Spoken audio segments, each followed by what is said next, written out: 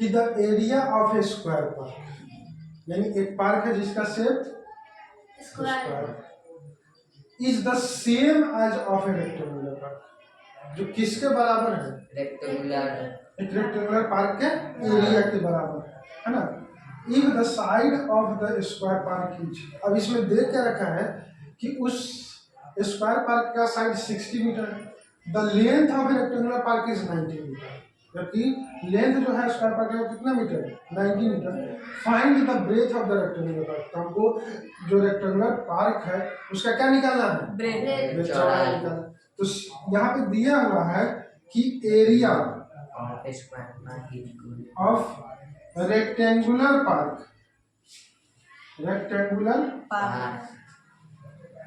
Equal to area of square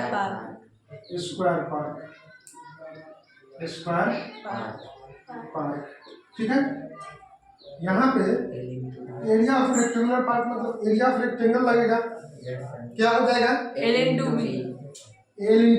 B, और ये किसके बराबर है? साइड स्क्वायर के बराबर। कितना? साइड स्क्वायर के बराबर। अब यहाँ पे L दिया हुआ है ना, देखिए तो इसमें 90 मीटर दिया हुआ है लेंथ ऑफ, तो यहाँ पे 90 मीटर करेंगे into B equal to side क्या है? 60 मीटर, तो 60 मीटर का होल स्क्वायर हो जाएगा, ठीक है। अब इधर करेंगे कि 90 metre into B equal to 60 का स्क्वायर 600 मीटर स्क्वायर, यही होगा, ठीक है। तो यहाँ से हम बी निकालेंगे ब्रेथ, तो 3600 मीटर स्क्वायर बाई 90 मीटर, ये मीटर से मीटर कैंसिल है ना, 1 0 से 1 0 यानी 40 है ना, इसलिए ब्रेथ इक्वल टू क्या हो जाएगा? 40 metre. Breadth of rectangular park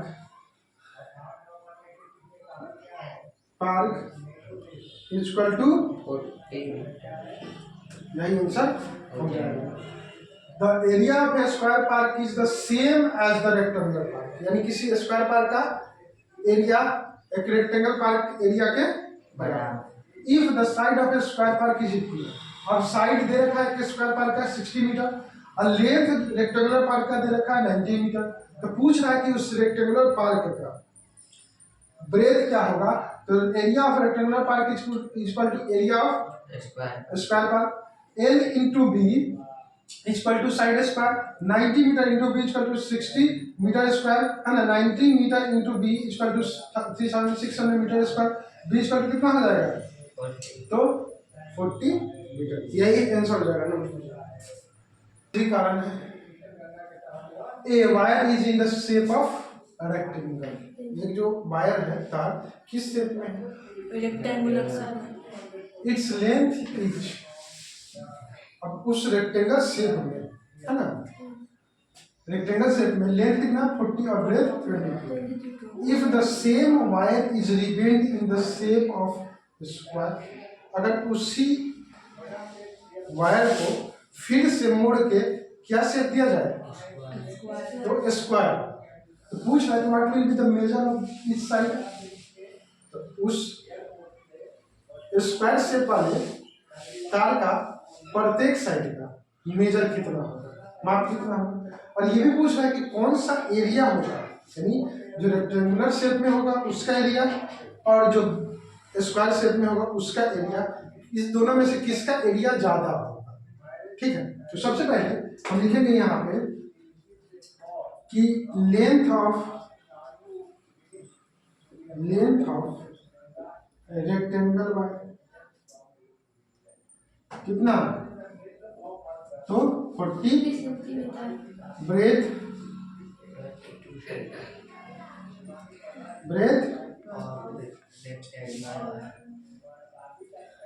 22 centimetre,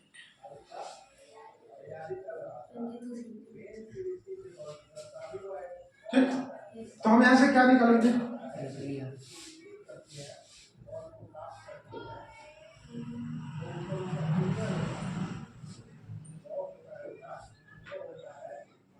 L into क्या हो जाएगा 40 सेंटीमीटर इंटू 22 सेंटीमीटर। ठीक है। अब कह रहा है कि मान लीजिए the same wall is rebend in the shape of square. अब इसी को रिबेंड कर दिया जाता है किसके स्क्वायर में, किसके शेप में, स्क्वायर शेप में। तो एक चीज है कि जो एरिया इसका होगा वही एरिया इसका भी होगा। ठीक है, क्या होगा, जो एरिया इसका होगा वही इसका भी होगा, है ना।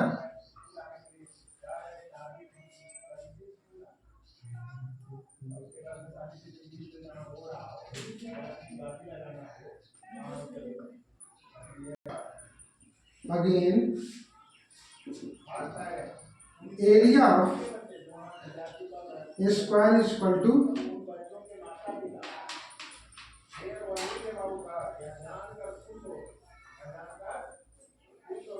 अगर हम पेरीमीटर निकाले, चूंकि एरिया तो पूछ ही रहा है तो एरिया निकाल दिया। अब रीबेंड करेगा तो क्या होगा, उसका लेंथ पेरीमीटर निकलेगा। तो इसका पेरीमीटर निकालेंगे तो एरिया तो हम निकाल चुके हैं, अब दोनों का फिर पेरीमीटर निकालेंगे। तो पेरीमीटर ऑफ रेक्टेंगल क्या होगा 2 इंटू एल प्लस बी। ठीक है, अब यहाँ पे कह रहा है कि 2 इंटू एल कितना है 40 सेंटीमीटर प्लस 22 सेंटीमीटर। 2 इंटू कितना 62 टोटल कितना हो जाएगा 144। ठीक है। अब इसी को रीबेंड किया जाएगा किस में, स्क्वायर से। तब तक इतना होता नहीं वर्क वो भी बनेगा। तो यहाँ पे लिखेंगे पेरीमीटर ऑफ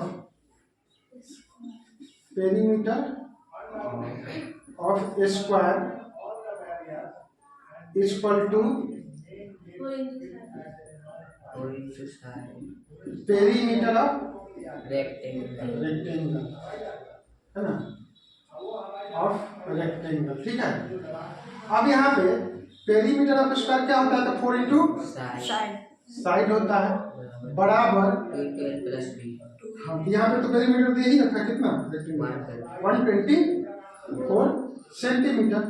अब यहाँ पे कह रहा है कि साइड जो होगा वो 124/4 सेंटीमीटर 31, यानी साइड इक्वल टू क्या निकला 31। अब एरिया निकाल देंगे,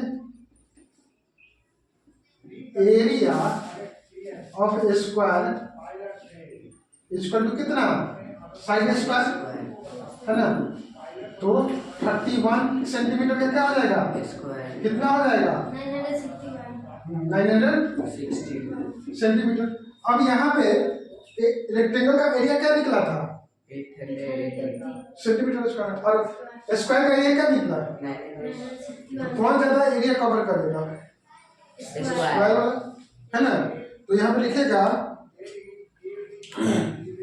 कि square shaped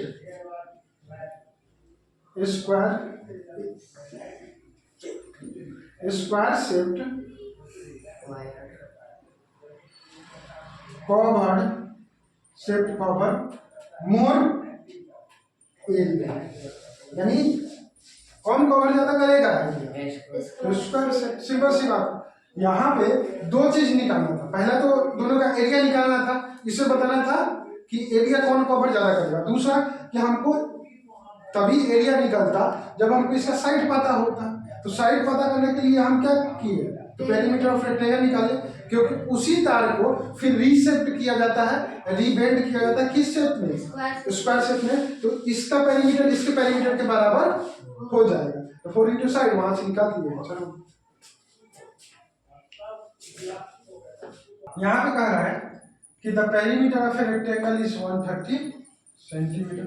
if the breadth of a rectangle is 30 centimetre, find its length and also find the area of rectangle. चूंकि हमको लेंथ निकल जाएगा तो एरिया भी निकालना संभव है। यहाँ पे दिया हुआ है कि पेरीमीटर ऑफ रेक्टेंगल क्या दिया हुआ है, पेरीमीटर मीटर ऑफ रेक्टेंगल कितना दिया हुआ है? 130 सेंटीमीटर सेंटीमीटर। पेरीमीटर क्या होता है? 2 into L 2 into L plus B है। एल प्लस बी बराबर 130 सेंटीमीटर। अब यहाँ पे एक चीज दे रखा है, क्या दे रखा है? तो ब्रेथ दे रखा है ना। तो ब्रेथ कितना है?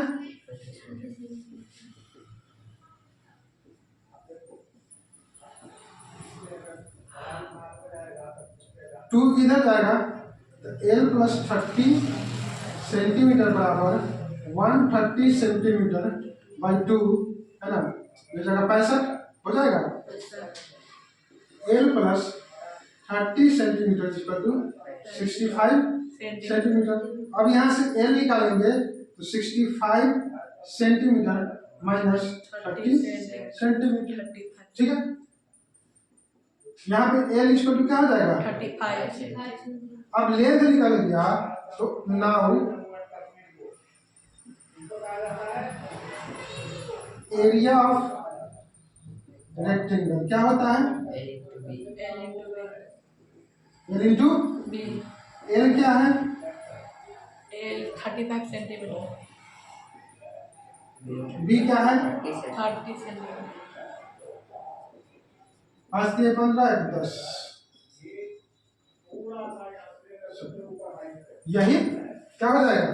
तो आंसर यानी 1050 इसका एरिया हो जाएगा। देखिए यहाँ पे दे रहा है कि the perimeter of rectangle is 130 centimetre, यानी परिमिति जो है रेक्टेंगल का 130। अगर ब्रेथ उस रेक्टेंगल का 30 सेंटीमीटर है तो लेंथ फाइंड करना है। जब लेंथ फाइंड हो जाएगा लेंथ निकल जाएगा तो हमको एरिया निकलना है। तो यहाँ पेरीमीटर ऑफ रेक्टेंगल 130 सेंटीमीटर, उसका फॉर्मूला होता है 2 इंटू एल प्लस बी। किसका? पेरीमीटर ऑफ रेक्टेंगल का इसका 130 सेंटीमीटर। बी दिया हुआ है, ब्रेथ दिया हुआ 30, तो 2 इंटू एल प्लस 30 सेंटीमीटर। इधर जाएगा तो ये कट के 65 हो जाएगा, इधर जाएगा तो घटेगा, घट के 35 सेंटीमीटर लेंथ हो जाएगा। एरिया हम जानते हैं कि एल इंटू बी होता है 35 सेंटीमीटर इंटू 30 सेंटीमीटर, तो ये गुना करके 1050 यानी 1050 सेंटीमीटर स्क्वायर आंसर हो जाएगा। नोट कीजिए।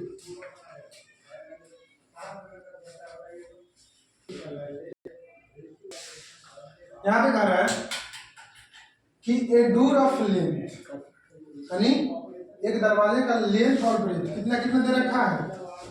2 मीटर और 1 मीटर। 1 मीटर, जो कि एक दीवार में फिट किया गया है। जैसे ये मान लीजिए कि दीवार है, ठीक है, और इसमें एक दरवाजा ऐसे फिट किया गया है, ठीक है। अब यहाँ पे कह रहा है कि the length of the wall is 4.5 metre and breadth is 3.6 metre.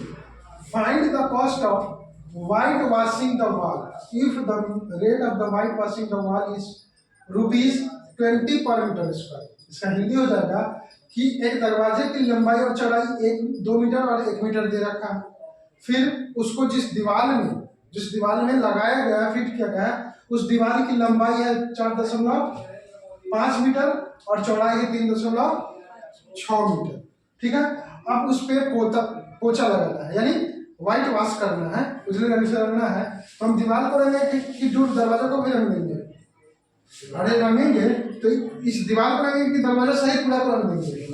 सिर्फ दीवार को रंगेंगे, इसको रंगेंगे, तो ये दरवाजा बच जाएगा। सिंपल सी बात है, दरवाजा बच जाएगा तो जो कॉस्ट है वो दीवार पर आएगा सिर्फ। तो हमको सबसे पहले कितना एरिया जो है उसको रंगना है दीवार का, ये पता करना होगा। तो सिंपल सा बात है कि लेंथ ऑफ डोर कितना दे रखा है? 2 मीटर। ब्रेथ कितना दे रखा है? 1 मीटर। 1 मीटर। एरिया क्या हो जाएगा? L into B equal to 2 metre into 1 metre equal to 2 metre square. Again है ना, लेंथ ऑफ वॉल क्या हो जाएगा? 4.5 मीटर। ब्रेथ क्या हो जाएगा? 3.6 मीटर। एरिया इसका क्या हो जाएगा? सेम फॉर्मूला लगेगा,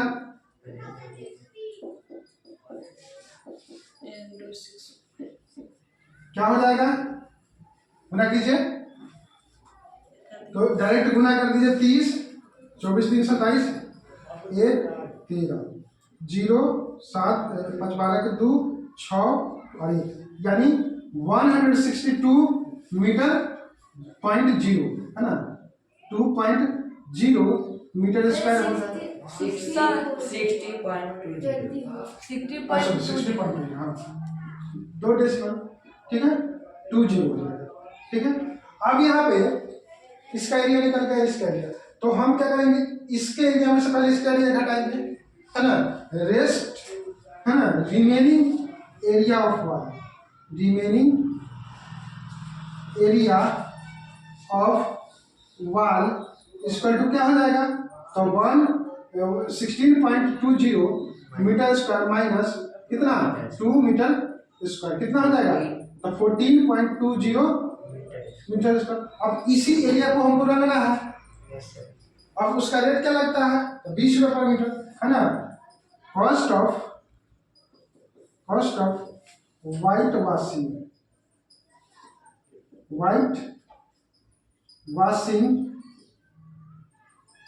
washing of 1 metre square wall equal to ₹20।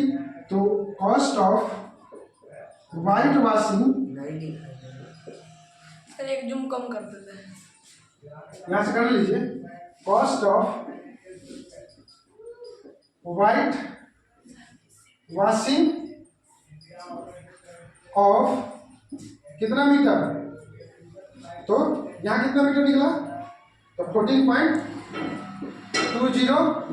Metre square equal to हो जाएगा ₹20 इंटू 14.20, है ना। जब गुना करेंगे तो क्या आ जाएगा, है ना, 0.0, ये रुपीज में हो जाएगा, यानी 284 रुपये इसका क्या बैठेगा, कॉस्ट बैठेगा। देख लीजिए, 2 दूना 4, 14 दूना 28, 0 से कैंसिल हो जाएगा, 2 0 बैठा देंगे इसका, ठीक है। तो यहाँ पे कह रहा है कि a door of length is इतना metre, 2 metre and breadth is 1 metre fitted in a wall.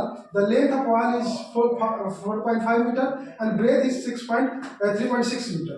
Find the cost of whitewashing the wall if the rate of whitewashing the wall is ₹20 per meter square. Length दे रखा है, breath दे रखा है, किसका, तो dude का, तो area निकाल देंगे, 2 मीटर स्क्वायर निकल गया। अगेन वॉल का लेंथ और ब्रेथ दे रखा है, इसका एरिया निकालेंगे तो 16.20 मीटर स्क्वायर। अब हमको रिमेनिंग एरिया ऑफ वॉल जो बच जाएगा वो 14.20 मीटर स्क्वायर बच जाएगा। 1 मीटर कॉस्ट, 1 मीटर वॉल का मीटर स्क्वायर जो वॉल है उसका लगने का खर्च 20 रुपये बैठता है, तो 14.20 यानी 14.20 मीटर स्क्वायर का कितना कॉस्ट बैठेगा, तो 284 रुपीज बैठेगा। यही हो जाएगा, नोट कर लीजिए।